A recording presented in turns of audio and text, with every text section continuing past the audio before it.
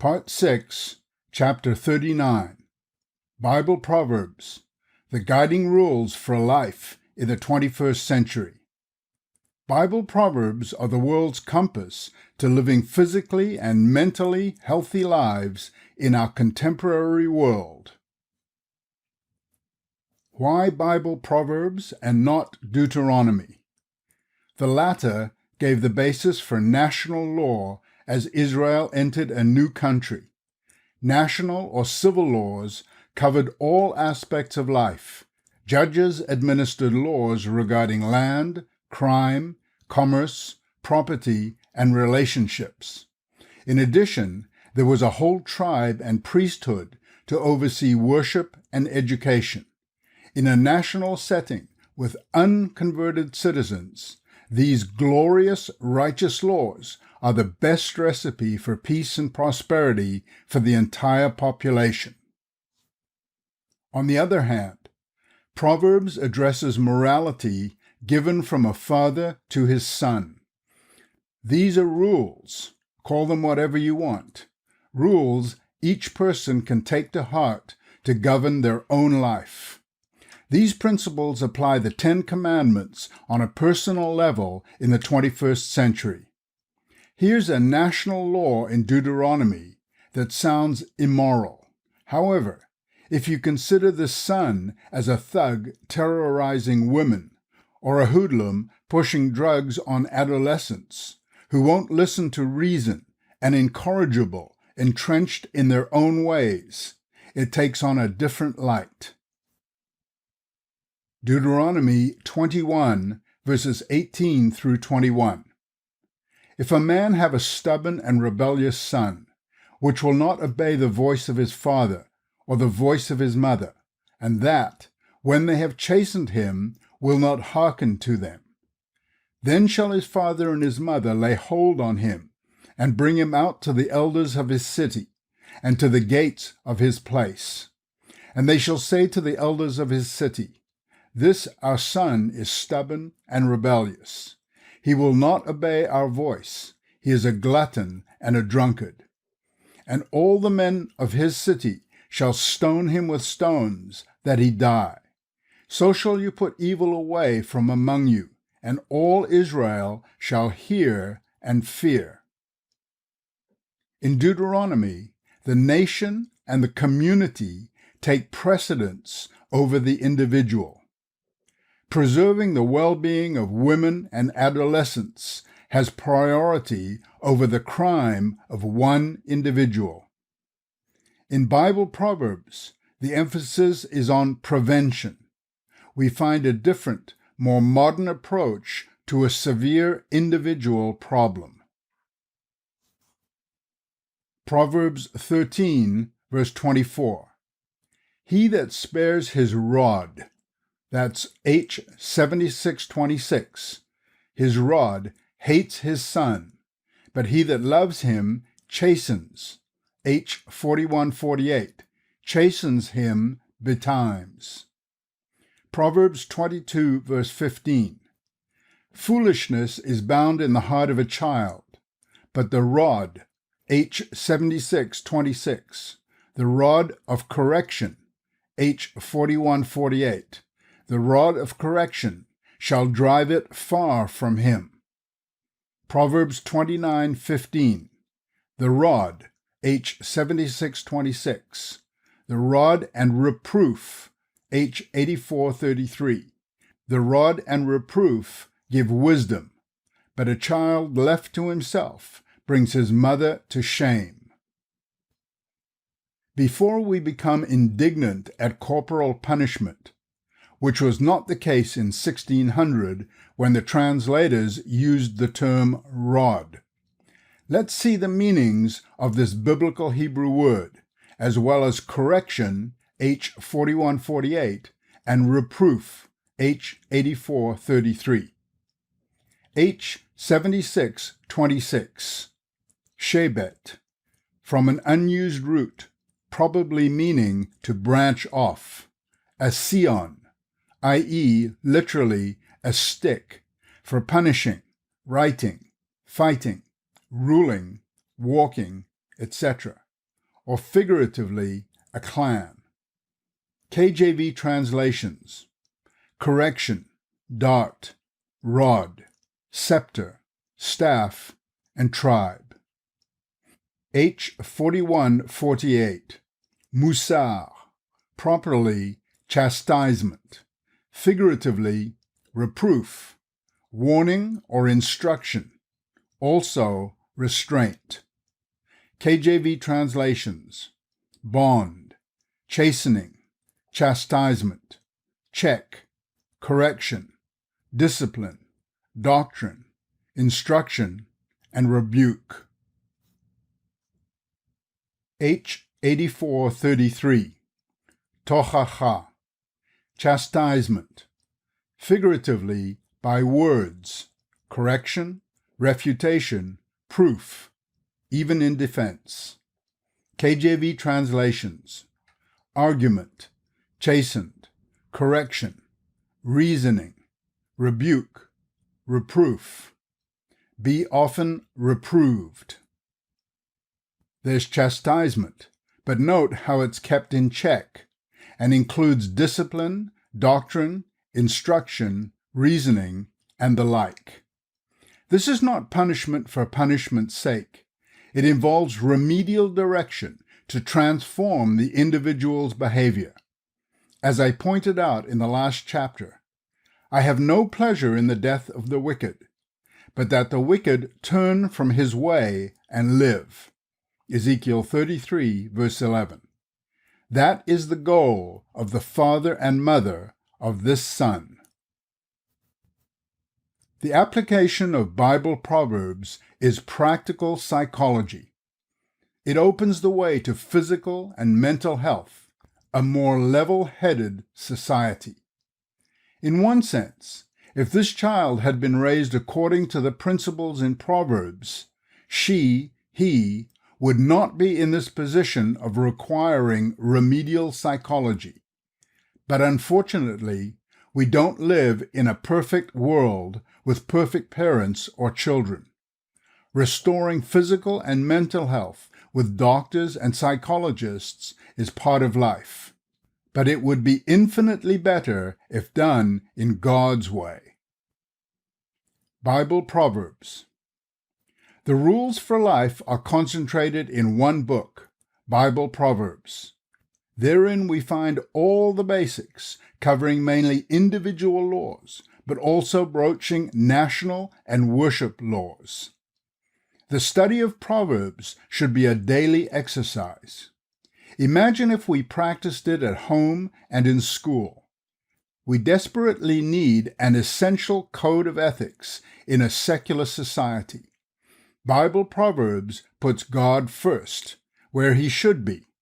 But even if you take God out of the picture, the Proverbs contain sufficient advice to establish balanced individual citizens in a peaceful nation. Proverbs chapter 1 sets the stage, with the preface including the most vital points to keep in mind. Instruction. Proverbs 1, verse 2. The Proverbs of Solomon, the son of David, king of Israel, to know wisdom and instruction, to perceive the words of understanding. Sam's comment, in every aspect of our lives, this yields mental peace. Fear of the Lord, chapter 1, verse 7. The fear of the Lord is the beginning of knowledge, but fools despise wisdom and instruction. This proverb is where it all starts. It has nothing to do with the explanation or Sam Kneller. Right at the outset, the first 5 minutes of the play, as I've said, the book of Proverbs makes it clear. The respect and reverence of God are where wisdom and the rules of life begin. This summarizes the first 4 of the 10 commandments. Bible Proverbs expands all 10 in practical psychological terms for all humankind in our society today. Listen. Chapter 1, verse 8. My son, Hear the instruction of your father, and forsake not the law of your mother. Sam's comment. Are we teaching young people who become parents the Bible Proverbs on a family, national, and international level? Wisdom, chapter 1, verse 20. Wisdom cries without. She utters her voice in the streets. Bible Proverbs has been around and available for thousands of years. It's even published separately and is possibly the most prolific book in the world. It is the book of practical wisdom. Consciousness, mind, and Bible Proverbs. Below are the 5 areas of human consciousness, coupled with a few Bible Proverbs to get you started. This study is lengthy, but practical and rewarding. Each proverb can be associated with one or more of the 10 Commandments and fits into one or more areas influencing and affecting our mental health. Their study, meditation, and application would go a long way to improving our quality of life. First aspect of consciousness: purpose, goals. Professional goals. Proverbs 12, verse 11. He that tills his land shall be satisfied with bread, but he that follows vain persons is void of understanding. Personal growth. Chapter 3, verse 13. Happy is the man that finds wisdom, and the man that gets understanding. Health. Chapter 3, verses 7 and 8. Do not be wise in your own eyes. Fear the Lord and shun evil. This will bring health to your body and nourishment to your bones. Family. Chapter 22, verse 6. Train up a child in the way he should go, and when he is old, he will not depart from it. Second aspect of consciousness: how humans function. Anger. Chapter 14, verse 17. He that is soon angry deals foolishly, and a man of wicked devices is hated. Integrity. Chapter 11, verse 3. The integrity of the upright shall guide them, but the perverseness of transgressors shall destroy them. Sam's comment: we need more honesty today. Thoughts. Proverbs 12, verse 5. The thoughts of the righteous are right, but the counsels of the wicked are deceit. Sam's comment: we need more upright thinking. We're not teaching people how to think. Third aspect: how humans socialize. Relationships. Parents. Chapter 1, verse 8. My son, hear the instruction of your father, and forsake not the law of your mother. Sam's comment: for family, father, mother, and children with proper parental guidance. Children. Chapter 17, verse 25. A foolish son is a grief to his father, and bitterness to her that bare him. Sam's comment: often the result of poor parenting. Not always for sure, but parents must invest in the correct raising of their children. Husband. Chapter 31, verse 23. Her husband is known in the gates, when he sits among the elders of the land. Wife. Every wise woman builds her house, but the foolish plucks it down with her hands. Friendship. Chapter 18, verse 24. A man that has friends must show himself friendly, and there is a friend that sticks closer than a brother.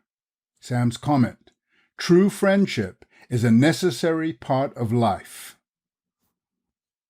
Fourth aspect of consciousness: how humans rule. Rulership. counsel. Chapter 11, verse 14.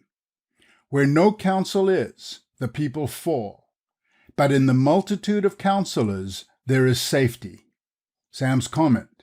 This can refer to competent leadership and government. Righteous, wicked. Chapter 10, verse 16. The labor of the righteous tends to life, the fruit of the wicked to sin. Lies. Chapter 19, verse 5. A false witness shall not be unpunished, and he that speaks lies shall not escape. Sam's comment. The antidote to fake news. Ruler. Chapter 29, verse 4. The king by judgment establishes the land, but he that receives gifts overthrows it. Sam's comment. Bribes and bad influence. Read chapter 29, all about national leadership for all countries. Fifth aspect of consciousness. How humans reason. Arrogance. Chapter 16, verse 25. There is a way that seems right to a man, but the end thereof are the ways of death.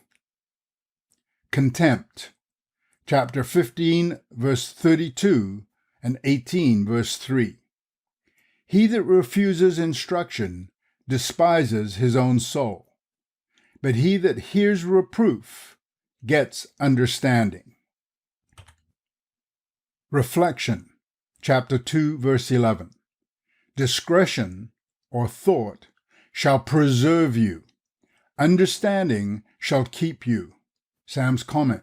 Proper examination of a subject. How about critical thinking to reason correctly? Bible Proverbs cover all the bases for a balanced and sane life. We could modernize the language into a how-to-live book. I'd be glad to hear from you if anyone is interested in such a project. You'll notice that there's not much about worship, not because we shouldn't worship God. The book is clear that all starts with God, but this book is designed for all unconverted people. It lays bare the fundamentals for all populations, everywhere, throughout history, regarding how to live a decent life. That said, there is enough about God to know His plan is being accomplished, and the wise person is aware of the existence of God. God's presence. Proverbs 17, verse 3. The fining pot is for silver, and the furnace for gold. But the Lord tries the hearts. Sam's comment. The discerning student of Proverbs knows that God oversees the world. God's plans. Chapter 19, verse 21. There are many devices in a man's heart. Nevertheless, the counsel of the Lord, that shall stand. God's knowledge. Chapter 22, verse 12. The eyes of the Lord preserve knowledge, and He overthrows the words of the transgressor. Sam's comment. God will have the upper hand. It's worthwhile taking a closer look at His ways. God clothed Adam and Eve with these rules for life. He clothed humankind down through the centuries, including you and me today, with these rules. This is the basis for society, whether you believe in God or not. Authors like Jordan Peterson, Yuval Harari, and others include some secular principles elaborated in Bible Proverbs, but they are short on the godly-oriented preface and even God Himself. It's only when nations and their citizens, collectively and individually, apply this to the best of their mental capacity that we'll harvest the blessings God promised to pour out on those that look to Him and lead a decent way of life. At the beginning of Deuteronomy, the Old Testament law for Israel and all nations, God inspired this passage about passing the information down through the generations. Deuteronomy 6, verses 5 through 7. And you shall love the Lord your God with all your heart, and with all your soul, and with all your might. And these words, which I command you this day, shall be in your heart. And you shall teach them diligently to your children, and shall talk of them when you sit in your house, and when you walk by the way, and when you lie down, and when you rise up. Isn't that clear enough? The New Testament corroborates this impregnation of God's rules for life. Be mindful of the words which were spoken before by the holy prophets. 2 Peter 3, verse 2. This is true mindfulness that we hear so much about. We are to fill our minds, not empty them, brim full of Bible Proverbs, the rules for life. God's ways, elaborated in His manual, are practical psychology, representing the way to physical and mental health for all humankind.